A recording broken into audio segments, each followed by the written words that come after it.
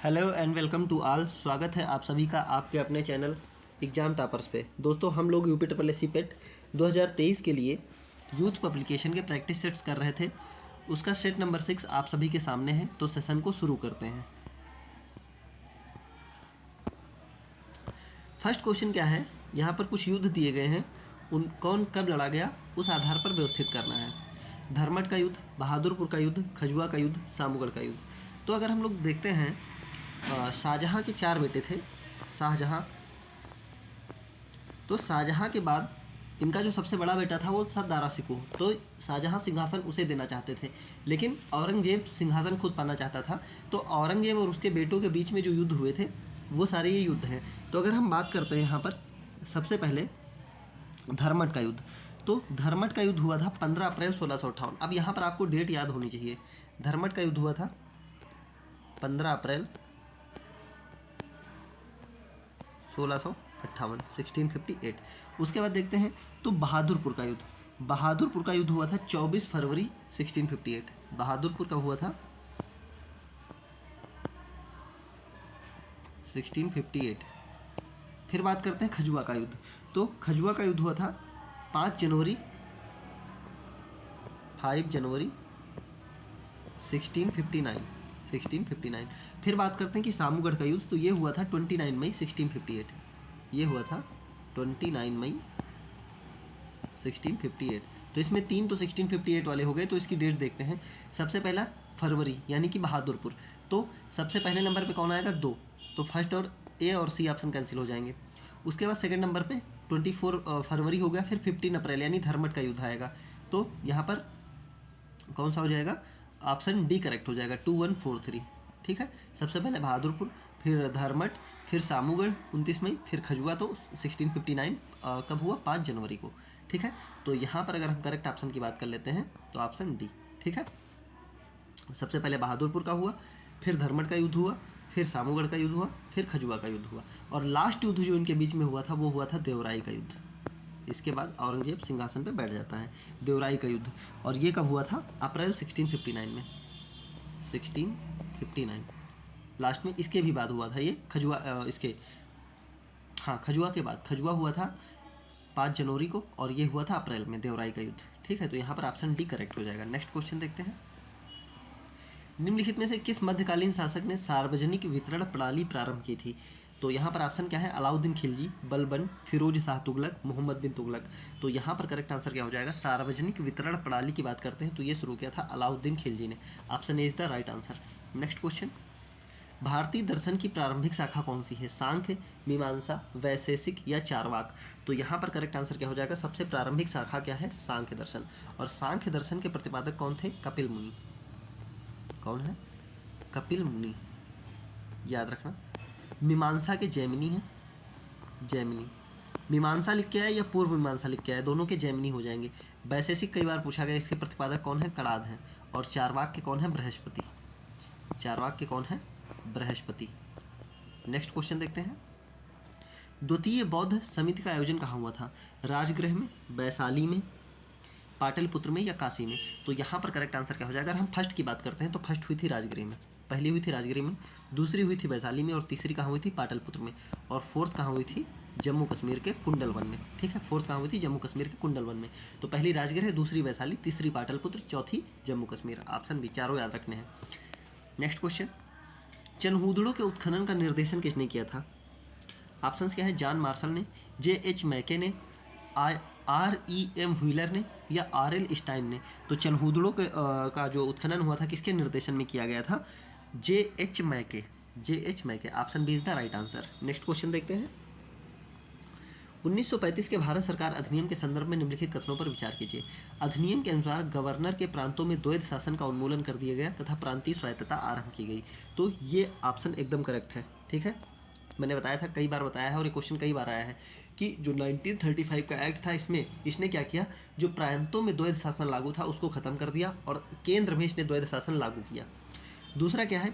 समस्त प्रांतीय विधानमंडल केवल एक सदन के थे, जिनको विधानसभा कहते हैं। गलत है, इसने द्विसदनीय प्रणाली का आरंभ किया था। 1935 अधिनियम था, इसने क्या कर दिया था? द्विसदनीय प्रणाली। तो यहाँ पर केवल एक करेक्ट हो जाएगा। Option A is the right answer. Next question, forward bloc के संस्थापक थे जयप्रकाश नारायण, सी आर डे, मोतीलाल नेहरू, सुभाष चंद्र बोस। तो यहाँ पर करेक्ट आंसर क्या हो जाएगा, फॉरवर्ड ब्लॉक की स्थापना किसने की थी, सुभाष चंद्र बोस, कांग्रेस से अलग होने के बाद, कब, 1939 में। सुभाष चंद्र बोस से एक क्वेश्चन जरूर आएगा आप लोग को, जो मैंने क्लास दी है second class Indian national movement की, उसमें मैंने सुभाष चंद्र बोस से रिलेटेड सारी चीज़ें बताई हैं अलग से टॉपिक करके, ठीक है, इनसे एक क्वेश्चन आएगा ही आएगा। नेक्स्ट क्वेश्चन, बारदोली सत्याग्रह 1928 का नेतृत्व किसने किया था, सरदार वल्लभ भाई पटेल ने, महात्मा गांधी ने, विट्ठल भाई जे पटेल ने या महादेव देसाई ने। तो यहाँ पर करेक्ट आंसर क्या हो जाएगा, बारदोली सत्याग्रह जो कि 1928 में होता है, इसका नेतृत्व किया था सरदार वल्लभ भाई पटेल ने। और इसी आंदोलन के बाद इनको सरदार की उपाधि वहाँ की महिलाओं के आधार पर महात्मा गांधी ने दी थी। नेक्स्ट क्वेश्चन, निम्नलिखित नेताओं में से कौन एक स्वदेशी के समर्थक थे, मतलब जो स्वदेशी आंदोलन हुआ था 1905 में, ठीक है, बंगाल विभाजन के बाद, तो उसके समर्थक थे कौन, इसमें से देखते हैं, अरविंदो घोष, फिरोज शाह मेहता, दादा भाई नेहरूजी या सुभाष चंद्र बोस। तो यहाँ पर करेक्ट आंसर क्या हो जाएगा, स्वदेशी के समर्थक कौन थे, Aurobindo Ghosh, option is the right answer. Next question देखते हैं, निम्नलिखित को सुमेलित कीजिए तथा नीचे दिए गए कूट से सही उत्तर चुनिए। अब यहाँ पर कुछ व्यक्ति दिए गए हैं, उसके बाद उन्होंने किसकी स्थापना की ये दिया गया है। तो अगर हम राजा राम मोहन राय, देवेंद्र नाथ टैगोर, विवेकानंद, आत्माराम पांडुरंग, तो अगर राजा राम मोहन राय की बात करते हैं तो इन्होंने किसकी स्थापना की थी, राजा राम मोहन राय, आत्मीय सभा, ठीक है, आत्मीय सभा। फिर उसके बाद अगर हम बात करते हैं देवेंद्र नाथ टैगोर, तो तत्वबोधिनी सभा। विवेकानंद सबको पता है, रामकृष्ण मिशन, और आत्माराम पांडुरंग प्रार्थना समाज। तो यहाँ पर करेक्ट आंसर कौन सा हो जाएगा, 2 1 3 4, option is the right answer, ध्यान रखना है। आत्मीय सभा कई बार पूछा गया, और इसके अलावा इन्होंने ब्रह्म समाज की स्थापना की थी, प्लस में क्या किया था इन्होंने, ब्रह्म समाज, इंपॉर्टेंट है ब्रह्म समाज, और ये तो कई बार पूछा गया है। तत्वबोधिनी सभा किसने किया था, देवेंद्र नाथ टैगोर। नेक्स्ट क्वेश्चन, निम्नलिखित समुद्री धाराओं में कौन हिंद महासागर की धारा नहीं है, अगुल हास की धारा, मोजाम्बिक की धारा, दक्षिण हिंद महासागरीय धारा या बेंगुएला की धारा। तो इसमें कौन सी धारा है जो कि हिंद महासागर से नहीं निकलती है। तो यहाँ पर करेक्ट आंसर क्या हो जाएगा, देखते हैं, अगुल हास हिंद महासागर की है, मोजाम्बिक भी है, और ये तो दक्षिण हिंद महासागरीय ही है। बेंगुएला की धारा हिंद महासागर की धारा नहीं है। तो ये धारा कहाँ की है, दक्षिण अंध महासागर, दक्षिण अंध महासागर की है धारा ये। नेक्स्ट क्वेश्चन देखते हैं, क्वेश्चन क्या है यहाँ पर, निम्नलिखित में से कौन सा सही सुमेलित नहीं है। पहला क्या है, घाना, अक्रा, देश है और उनकी राजधानी, Kenya, Nairobi, Namibia, Windhoek, Nigeria, Rabat. तो अगर हम घाना की राजधानी क्या है, अक्रा है, ये करेक्ट है। केन्या की नैरोबी, ये भी करेक्ट है। नामीबिया की विंडहाक है, ये भी करेक्ट है। ऑप्शन डी गलत हो जाएगा, क्योंकि नाइजीरिया की राजधानी क्या है, अबूजा, नाइजीरिया की राजधानी क्या है, अबूजा। नेक्स्ट क्वेश्चन देखते हैं, कथन और कारण दिया गया है, ठीक है। काली कपास वाली मृदाएं वर्षाहीन खेती के लिए आदर्श हैं। जो काली कपास वाली मृदाएं हैं, ठीक है, वो वर्षाहीन खेती के लिए आदर्श हैं। काली कपास वाली मृदाएं सूक्ष्म कणिक होती हैं, यानी कि फाइन ग्रेन्ड होती हैं। तो यहाँ पर क्या है, ए और आर दोनों सही तथा आर ए की सही व्याख्या करता है। ए और आर दोनों सही है, परंतु आर ए की सही व्याख्या नहीं करता है। ए सही है परंतु आर गलत है, ए गलत है परंतु आर सही है। तो यहाँ पर करेक्ट आंसर क्या हो जाएगा, काली कपास वाली मृदाएं जो होती हैं, जहाँ पर काली कपास वो वर्षाहीन खेती के लिए आदर्श है, तो ऐसा नहीं है, ये गलत है, वहाँ पर वर्षा होनी चाहिए। तो ए गलत हो जाएगा और आर सही है। तो यहाँ पर option D is the right answer, ठीक है। नेक्स्ट क्वेश्चन देखते हैं, जम्मू श्रीनगर राजमार्ग पर जवाहर सुरंग किस श्रेणी से संबंधित है, मतलब ये किस श्रेणी पर बनाई गई है, पीर पंजाल श्रेणी, काराकोरम श्रेणी, जास्कर श्रेणी या त्रिकुट श्रेणी। तो यहाँ पर इसका करेक्ट आंसर क्या हो जाएगा, ये है पीर पंजाल श्रेणी पर, option is the right answer. Next question, Bharat के किस राज्य में महिला साक्षरता दर न्यूनतम है, बिहार, उड़ीसा, राजस्थान, जम्मू और कश्मीर। तो यहाँ पर करेक्ट आंसर क्या हो जाएगा, महिला साक्षरता दर न्यूनतम है, option A Bihar. Next question, Bharat में मुद्रा की आंशिक परिवर्तनीयता का अर्थ है बाजार शक्तियों द्वारा निर्धारित पूर्ण स्वतंत्र विनिमय दर, भुगतान संतुलन के चालू खाते पर परिवर्तनीयता, भुगतान संतुलन के पूंजी खाते पर परिवर्तनीयता या भारतीय रिजर्व बैंक की अनुमति के द्वारा ही परिवर्तनीयता। तो यहाँ पर करेक्ट आंसर क्या हो जाएगा, क्या बोला गया है, आंशिक परिवर्तनीयता हो रही है। तो यहाँ पर क्या है, जो भुगतान संतुलन के चालू खाते पर, जो भुगतान जिस पर किया जा रहा है, जो चालू खाता है, उसमें अगर कोई परिवर्तन होता है तो उसको बोलते हैं आंशिक परिवर्तन। नेक्स्ट क्वेश्चन, भारत में निर्धनता के स्तर का आकलन किया जाता है विभिन्न राज्यों में प्रति व्यक्ति आय के दर पर, परिवार की औसत आय के आधार पर, परिवार के उपभोग व्यय के आधार पर या देश की मलिन बस्तियों की जनसंख्या के आधार पर। तो अगर हम बात करते हैं अपने यहाँ निर्धनता का आकलन किसके आधार पर करते हैं, per capita income. Option A is the right answer. ठीक है, नेक्स्ट क्वेश्चन। एक मिनट, सॉरी, प्रति व्यक्ति आय के आधार पर अपने यहाँ जीडीपी का आकलन किया जाता है। जीडीपी, इसका करेक्ट आंसर ये नहीं है। परिवार के उपभोग व्यय के आधार पर अपने यहाँ निर्धनता जो गरीबी बनाई जाती है, गरीबी का आकलन किसके आधार पर किया जाता है? ऑप्शन सी इसका करेक्ट हो जाएगा। परिवार के उपभोग और व्यय के आधार पर, मतलब कितना उपभोग कर रहा है और कितना व्यय कर रहा है। नेक्स्ट क्वेश्चन, ऑप्शन सी याद रखना इसमें। भारत में हरित क्रांति के प्रणेता कौन थे? जे के मेहता, आर के मुखर्जी, एम एस स्वामीनाथन या उपरोक्त में से कोई नहीं। तो यहाँ पर करेक्ट आंसर क्या हो जाएगा? भारत में हरित क्रांति के जनक कौन है? M S Swaminathan. और क्वेश्चन ने कई बार पूछा गया हरित क्रांति शब्द किसने दिया था, तो इसका करेक्ट आंसर हमेशा विलियम गॉड रहेगा। William Gaud. हरित क्रांति शब्द किसने दिया था? William Gaud. और प्रणेता कौन है? M S Swaminathan. Next question देखते हैं। नरसिम्हन समिति निम्नलिखित में से किससे संबंधित थी? उच्च शिक्षा सुधार, कर संरचना सुधार, बैंकिंग संरचना सुधार या नियोजन कार्यान्वयन में सुधार हेतु। तो यहाँ पर करेक्ट आंसर क्या हो जाएगा? नरसिम्हन समिति किस लिए आई थी? बैंकिंग संरचना में सुधार के लिए। Option C is the right answer. ठीक है, नेक्स्ट क्वेश्चन देखते हैं। राजकोषीय नीति का विनिधान है पूंजी निर्माण, बेरोजगारी, घाटे की बजट नीति या उपयुक्त में से कोई नहीं। तो यहाँ पर करेक्ट आंसर हो जाएगा राजकोषीय नीति। क्यों है? घाटे की बजट नीति के कारण, क्योंकि अपने यहाँ क्या है, हमेशा घाटे का बजट रहता है। घाटे का बजट किसे बोलते हैं? आय कम होती है और व्यय ज़्यादा रहता है। Next question. अक्टूबर 1959 में पंचायती राज भारत में सर्वप्रथम कहाँ लागू किया था? राजस्थान में, तमिलनाडु में, केरल में या कर्नाटक में। तो यहाँ पर इसका करेक्ट आंसर क्या हो जाएगा? राजस्थान, और राजस्थान के नागौर जिले में, नागौर डिस्ट्रिक्ट। नेक्स्ट क्वेश्चन देखते हैं। राष्ट्रपति लोकसभा को कब भंग कर सकता है? भारत के प्रधान न्यायाधीश की अनुशंसा पर, लोकसभा की अनुशंसा पर, केंद्रीय मंत्रिमंडल की अनुशंसा पर या राज्यसभा की अनुशंसा पर। तो चूंकि लोकसभा को भंग करना है ना, तो ये कैसे होगा? जब मंत्रिमंडल बोलेगा। Option C is the right answer, केंद्रीय मंत्रिमंडल की अनुशंसा पर। Next question. क्वेश्चन क्या है यहाँ पर?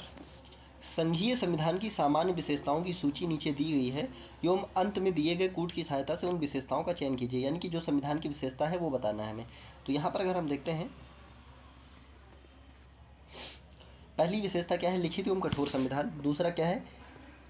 केंद्र और संघतारित इकाइयों के मध्य शक्तियों का बंटवारा, विधायिका और कार्यपालिका के मध्य शक्ति का पृथक्करण, द्विसदनीय राष्ट्रीय विधानमंडल। तो यहाँ पर अगर हम बात करते हैं भारत का संविधान कैसा है? लिखित एवं कठोर। हालांकि यहाँ पर लचीलेपन की बात की गई है, लेकिन लिखित एवं कठोर संविधान मान लिया जाएगा कि ये विशेषता है। दूसरा क्या है? केंद्र और संघातरित इकाइयों के मध्य शक्तियों का बंटवारा, क्योंकि हमारे यहाँ क्या बनाई गई? सूचियाँ बनाई गई। केंद्र की सूची अलग है, राज्य सूची अलग है और समवर्ती सूची अलग है। तीसरी की बात करते हैं, विधायिका और कार्यपालिका के मध्य शक्ति का पृथक्करण। ये गलत है। विधायिका और कार्यपालिका ये इनके बीच शक्तियों का पूर्णतः विभाजन नहीं है। और द्विसदनीय राष्ट्रीय विधानमंडल, तो ये तो सही है, ऑप्शन सेकंड। तो यहाँ पर करेक्ट आंसर क्या हो जाएगा? Option C, 1, 2 and 4। ठीक है, लिखित एवं कठोर संविधान है, शक्तियों का बंटवारा है केंद्र और संघ के बीच और राज्यों के बीच, और द्विसदनीय राष्ट्रीय विधानमंडल की बात की गई है, लेकिन विधायिका और कार्यपालिका पूर्णतः शक्तियों का विभाजन नहीं है। नेक्स्ट क्वेश्चन देखते हैं। निम्नलिखित में से किन अनुच्छेदों को राष्ट्रीय आपातकाल के दौरान निलंबित नहीं किया जा सकता है? अनुच्छेद 14, 15, अनुच्छेद 19, 20, अनुच्छेद 21, 22, अनुच्छेद 20 और 21। तो यहाँ पर करेक्ट आंसर क्या हो जाएगा? किसको निलंबित नहीं किया जा सकता? कई बार पूछा गया है क्वेश्चन। ऑप्शन डी, अनुच्छेद 20 और अनुच्छेद 21। ठीक है, इनको निलंबित नहीं किया जाता क्योंकि ये जीवन जीने के अधिकार से संबंधित हुए हैं। Next question. भारत के संविधान में उद्देशिका का विचार कहाँ से लिया गया है? उद्देशिका यानी कि जो प्रस्तावना है, इटली, कनाडा, फ्रांस या यूएसए। तो यहाँ पर करेक्ट आंसर क्या हो जाएगा इसका? यूएसए के संविधान से। हालांकि अगर ये पूछा जाए कि उद्देशिका की जो भाषा है, जो प्रस्तावना की भाषा है, ये कहाँ से ली गई है, तो ये ऑस्ट्रेलिया से। हमेशा याद रखना, ऑस्ट्रेलिया से। Next question. थायमीन क्या है? Vitamin C, vitamin B2, vitamin B6 या विटामिन B1। तो यहाँ पर अगर हम बात करते हैं थायमीन, ये किसका रासायनिक नाम है? विटामिन B1 का। ऑप्शन है। B2 क्या होता है? राइबोफ्लेविन। B2 क्या है? राइबोफ्लेविन, याद रखना, फ्लेविन। B1 थायमीन हो गया, B2 राइबोफ्लेविन। Next question. निम्न में से कौन सा कोशिकांग आनुवांशिकी अभियांत्रिकी से संबंधित है? लाइसोसोम, माइटोकॉन्ड्रिया, प्लाज्मिड या प्लास्टिड। तो यहाँ पर करेक्ट आंसर क्या हो जाएगा? कोशिकांग आनुवांशिकी से संबंधित है। एक मिनट। तो यहाँ पर करेक्ट आंसर क्या हो जाएगा? Plasmid, option C is the right answer, plasma. Next question, सूची 1 को सूची 2 से सम्मिलित कीजिए और सूचियों के नीचे से दिए गए कूट का प्रयोग करके सही उत्तर चूज करना है। ठीक है, German silver, shoulder, bleaching powder और हाइपो। तो यहाँ पर अगर हम बात करते हैं अगर जर्मन सिल्वर की बात करें तो इसमें निकल रहता है। ठीक है, उसके बाद अगर बात करें शोल्डर, तो शोल्डर में क्या, टिन रहता है। ब्लीचिंग पाउडर, अगर हम ब्लीचिंग पाउडर की बात करें तो क्लोरीन, और हाइपो किसमें आता है, सोडियम में। तो यहाँ पर करेक्ट आंसर क्या हो जाएगा, ऑप्शन डी। ठीक है, 28 का कौन सा करेक्ट हो जाएगा, ऑप्शन डी। ठीक, जर्मन सिल्वर में निकल रहता है, शोल्डर में टिन होता है, ब्लीचिंग पाउडर में क्लोरीन तो सबको पता है, और हाइपो सोडियम। नेक्स्ट क्वेश्चन, मिट्टी के घड़े में निम्न में से किस क्रिया के कारण जल ठंडा रहता है, द्रवण, वाष्पीकरण या ऊर्ध्वपातन। तो यहाँ पर करेक्ट आंसर क्या हो जाएगा, वाष्पीकरण। वाष्पीकरण होता रहता है इसलिए क्या होता है, जल ठंडा हो जाता है। नेक्स्ट क्वेश्चन, निम्नलिखित सिद्धांत पर रॉकेट कार्य करता है, अवागाड्रो की अवधारणा या ऊर्जा संरक्षण सिद्धांत या संवेग संरक्षण सिद्धांत या बर्नौली का सिद्धांत। तो यहाँ पर करेक्ट आंसर क्या हो जाएगा, रॉकेट किस पर करता है, संवेग संरक्षण का सिद्धांत। और संवेग संरक्षण का सूत्र क्या था, P=mv। नेक्स्ट क्वेश्चन, सूरदास के गुरु कौन थे, माधवाचार्य, शंकराचार्य, वल्लभाचार्य या व्यासाचार्य। तो यहाँ पर करेक्ट आंसर क्या हो जाएगा, सूरदास के गुरु कौन थे, वल्लभाचार्य। बहुत इंपॉर्टेंट है। नेक्स्ट क्वेश्चन, लोकोक्तियों का सामान्य अर्थ क्या होता है, लोक की उक्ति, लोक की बातें, लोगों के लेख या अच्छी बातें। तो यहाँ पर करेक्ट आंसर क्या हो जाएगा, लोक की उक्ति। लोक का मतलब जो लोग कहते आ रहे हैं, पुराने समय से चलती आ रही है। नेक्स्ट क्वेश्चन, निम्नलिखित शब्दों में से स्त्रीलिंग शब्द को पहचानिए, संसार, गौरव, समुदाय या अश्विनी। तो यहाँ पर करेक्ट आंसर क्या हो जाएगा, स्त्रीलिंग। संसार पुल्लिंग है, गौरव की बात पुल्लिंग है, समुदाय होता है, समुदाय होती है नहीं, तो उस पर गौरव, संसार, गौरव, समुदाय, ये तीनों क्या हो जाएंगे, पुल्लिंग हो जाए। तो अश्विनी क्या हो जाएगा, ये स्त्रीलिंग, ऑप्शन डी। ठीक है, अश्विनी नाम से ये मत सोचना, अश्विनी नाम होते हैं लड़कों के, ठीक, लेकिन इस शब्द कैसा है, स्त्रीलिंग है। नेक्स्ट क्वेश्चन, निम्न 4 विकल्पों में से शुद्ध वर्तनी वाला शब्द पहचानिए, कृष्ण, कृष्ण, कृष्ण या कृष्ण। तो यहाँ पर अगर हम करेक्ट वर्ड की बात करते हैं तो यहाँ पर कौन सा हो जाएगा, option A is the right answer, ये तो सबको पता होगा। नेक्स्ट क्वेश्चन, शीत का विलोम क्या होगा, ठंड, गीत, कृष्ण या उष्ण। तो यहाँ पर करेक्ट आंसर क्या हो जाएगा, शीत। शीत का मतलब होता है ठंडा, तो ऐसा कौन सा विलोम है, उष्ण। उष्ण मतलब गर्म, option D is the right answer. Next question, गीत गोविंद पुस्तक के लेखक कौन है, कालिदास, सोमदेव, प्रेमचंद या जयदेव। तो यहाँ पर करेक्ट आंसर क्या हो जाएगा, गीत गोविंद पुस्तक किसने लिखा है, जयदेव ने लिखा है, option D is the right answer. Next question, प्रतिवर्ष अंतर्राष्ट्रीय जनसंख्या दिवस कब मनाया जाता है, 11 जुलाई, 15 अगस्त, 31 अक्टूबर या 22 मार्च। तो यहाँ पर करेक्ट आंसर क्या हो जाएगा, अंतर्राष्ट्रीय जनसंख्या दिवस कब मनाया जाता है, 11 जुलाई, option is the right answer. Next question देखते हैं, कृषि क्षेत्र से उत्पन्न होने वाले मीथेन गैस के अतिरिक्त एक मुख्य ग्रीन हाउस गैस GHG क्या है। ठीक है, ग्रीन हाउस गैस। तो कृषि क्षेत्र से उत्पन्न मीथेन गैस के अतिरिक्त कौन सी ऐसी गैस है जो कृषि से उत्पन्न होती है, nitrous oxide, ammonia, sulphur dioxide या आर्सेनिक। तो यहाँ पर करेक्ट आंसर क्या हो जाएगा, नाइट्रस ऑक्साइड उत्पन्न होता है कृषि से। नेक्स्ट क्वेश्चन, भारत में कुल कितने संरक्षित जैवमंडल हैं जिसको बायोस्फीयर रिजर्व बोलते हैं, 10, 12, 18 या 25। तो इसका करेक्ट आंसर क्या हो जाएगा, 18 है अभी तक, 54 का option C is the right answer. Next question, भारतीय कपास अनुसंधान केंद्र हैदराबाद, नागपुर, हरियाणा या पंजाब। तो यहाँ पर करेक्ट आंसर क्या हो जाएगा, भारतीय कपास अनुसंधान केंद्र कहाँ स्थित है, नागपुर में, option B is the right answer. Next question देखते हैं, इनमें से कौन सा यूरोपीय देश है, बुल्गारिया, सूडान, बेनिन या घाना।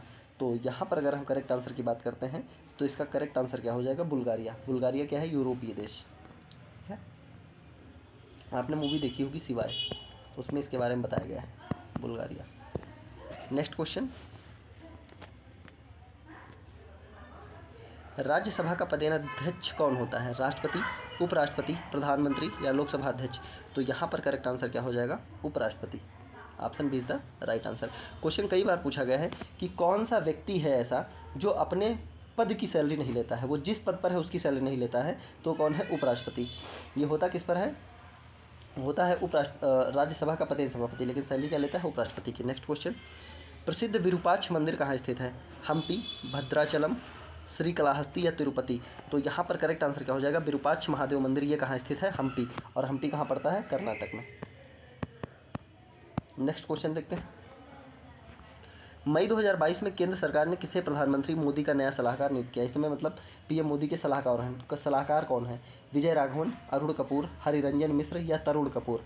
तो यहाँ पर करेक्ट आंसर क्या हो जाएगा आपका? इस समय जो पीएम मोदी के सलाहकार हैं वो है Tarun Kapoor. Option D is the right answer. Next question देखते हैं। मई 2022 में रिपोर्ट्स विदाउट बॉर्डर्स द्वारा जारी विश्व प्रेस स्वतंत्रता सूचकांक 2022 में भारत की रैंकिंग क्या है? 142, 145, 150 या 152? तो यहाँ पर करेक्ट आंसर क्या हो जाएगा? 150। विश्व प्रेस स्वतंत्रता सूचकांक, इसमें भारत की रैंकिंग क्या है? 150। नेक्स्ट क्वेश्चन देखते हैं। मई 2022 में पत्रकारिता की श्रेणी में भारत की ओर से पुलित्जर पुरस्कार 2022 किसको दिया गया है? सना इरशाद मट्टू, अमित दवे, दानिश सिद्दीकी या उपर्युक्त सभी? तो यहाँ पर हम बात करते हैं तो इसका करेक्ट आंसर क्या हो जाएगा? उपर्युक्त सभी हो जाएगा। सबको मिला है इसमें, सना इरशाद मट्टू, अमित दवे और दानिश सिद्दीकी। Next question. हाल ही में किस राज्य अथवा केंद्र शासित प्रदेश में फ्लू बीमारी का मामला सामने आया है? केरल, तमिलनाडु, नई दिल्ली या उत्तर प्रदेश? तो इसमें सबसे पहले जो फ्लू बीमारी आई थी उसका मामला कहाँ सामने आया था? केरल में। Option is the right answer. Next question. मई 2022 में संयुक्त राष्ट्र में हिंदी के उपयोग को प्रोत्साहित करने के लिए हिंदी@UN परियोजना में भारत ने कितने धन का योगदान दिया है? जो योजना चलाई गई कहाँ? संयुक्त राष्ट्र में, हिंदी@UN। इसमें $5 लाख, $6 लाख, $7 लाख या $8 लाख? तो यहाँ पर करेक्ट आंसर क्या हो जाएगा? $8 लाख। ठीक है, option D is the right answer. Next question. मई 2022 में 25वां मुख्य चुनाव आयुक्त किसे बनाया गया? सुनील चंद्रा, अनूप चंद्र पांडे, राजीव कुमार या सुमन बेरी? तो यहाँ पर करेक्ट आंसर क्या हो जाएगा? इस समय मुख्य चुनाव आयुक्त कौन है? Rajiv Kumar. Option C is the right answer. Next question. मई 2022 में किस राज्य ने ई अधिगम योजना की शुरुआत की? पंजाब, हरियाणा, मध्य प्रदेश या उत्तर प्रदेश? तो ई अधिगम योजना की शुरुआत किसने की थी? हरियाणा ने। Option B is the right answer. Next question. मई 2022 में महानिदेशक स्तर पर भारत ब्रिटेन राष्ट्रमंडल वार्ता कहाँ संपन्न हुई? लंदन, बर्लिन, बर्मिंघम या नई दिल्ली? तो यहाँ पर करेक्ट आंसर क्या हो जाएगा? भारत ब्रिटेन के बीच में राष्ट्रमंडल वार्ता ये हुई थी नई दिल्ली में 2022 में। Next question. मई 2022 में परिसीमन आयोग ने केंद्र शासित प्रदेश और जम्मू कश्मीर के लिए कितने विधानसभा क्षेत्र निर्धारित किए हैं? 75, 80, 85 या 90? तो यहाँ पर करेक्ट आंसर क्या हो जाएगा? 90। Option D is the right answer. Next question देखते हैं। मई 2022 में किसे व्हाइट हाउस की पहली अश्वेत महिला प्रेस सचिव नियुक्त किया गया है? Avni Arora, Cynthia Pierre, Karine Jean Pierre या जेसिका पियरे? तो यहाँ पर करेक्ट आंसर क्या हो जाएगा? Karine Jean Pierre. Option C is the right answer. Next question क्या है? मई 2022 में किसे UNESCO Guillermo Cano world press freedom award 2022 से सम्मानित किया गया? मारिया रेसा, दानिश सिद्दीकी, रवीश कुमार या बेलारूशियन एसोसिएशन ऑफ जर्नलिस्ट? तो यहाँ पर करेक्ट आंसर क्या हो जाएगा? Belarusian association of journalist. कौन सा सम्मान? UNESCO Guillermo Cano world press freedom award 2022। Next question. संयुक्त राष्ट्र का अंतर्राष्ट्रीय मातृभाषा दिवस कब मनाया जाता है? 19 फरवरी, 20 फरवरी, 21 फरवरी या 22 फरवरी? तो यहाँ पर करेक्ट आंसर क्या हो जाएगा? 21 फरवरी। Indigenous mother tongue day. यहाँ पर करेक्ट आंसर क्या हो जाएगा? ऑप्शन सी 21 फरवरी।